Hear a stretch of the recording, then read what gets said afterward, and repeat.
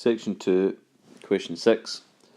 Find the maximum value of cos x minus sin x and the value of x for which it occurs in the interval 0 to 2 pi. Now, this is a question that's centred in the wave function. Even though there's not a prompt, quite often with wave function questions, probably more often than not, you get a prompt to write in, for example, the form k cos x minus alpha or k sin x plus alpha.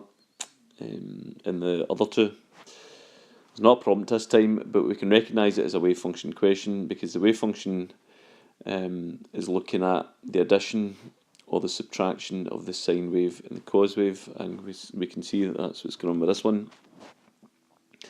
So if you've not been given a prompt, you've got a choice of 4. You've got sine plus sine minus or cos plus cos minus, and just choose one and go for it. So I'm going to use the cos minus expansion.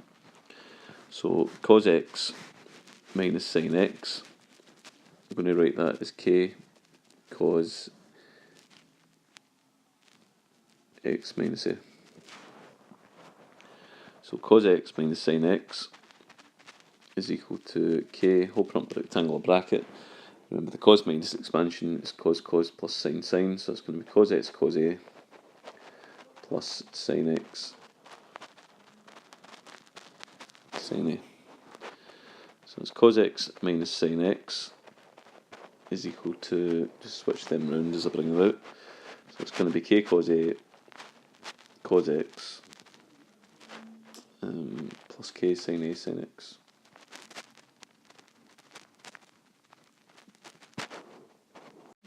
Now we can see that the coefficient of cos x is 1, the coefficient of cos x is k cos a, therefore k cos a is equal to 1.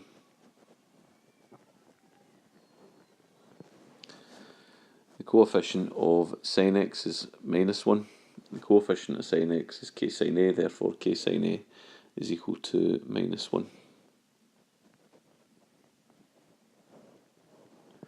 So let's do sine over cos. So k sin a over k cos a is equal to minus 1 over 1.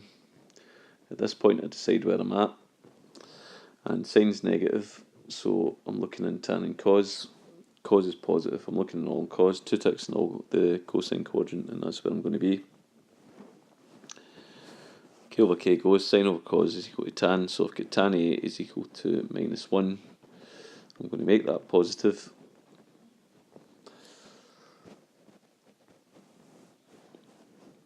And tan a is equal to 1.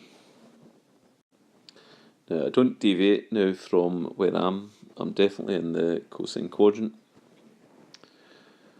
So a is equal to tan inverse 1.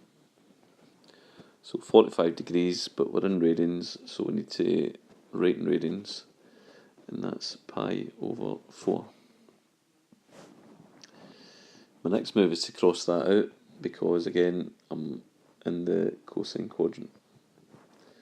So remember, in the cosine quadrant it's going to be 2 pi take away pi over 4. So if you think about 2 pizzas, you take away a quarter of a pizza. Well, 1 pizza's got 4 quarters, 2 pizzas get 8 quarters, take away 1 quarter, and that's 7 pi over 4. And they're going to find the value of k, and that's going to be square root of 1 squared plus minus 1 squared, and that's going to be root 2.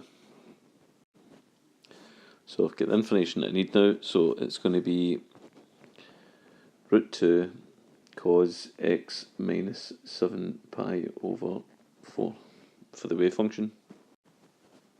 Now, getting the wave function just supports the kind of crux of the question, which is to find the maximum value. So the max value is definitely going to be root 2, as indicated here by the amplitude. Now I want to find out where that occurs, so again I make the curve equal to its maximum value. I look at it at its maximum value. I'm going to bring that root 2 down and divide. So now I'm looking for where does that occur. So root 2 over root 2 is 1. it's then going to be x minus 7 pi over 4 is equal to cos inverse 1. And I'm going to adjust my limits. So if I adjust my limits, and the original limits were between 0 and 2 pi, so I took, since I'm looking for solutions for x minus 7 pi over 4, took 7 pi over 4 off my limits. My new lower limit is minus 7 pi over 4 for this, and the upper limit is pi over 4. So I'm going to look in the all quadrant and the cosine quadrant. So my exact value for our angle that gives us the exact value for cos of 1 is 0. That's in the all quadrant, and 2 pi in the cosine quadrant, but I'm going to get rid of 2 pi because that's beyond my upper limit. Therefore it's just 0. My final step is to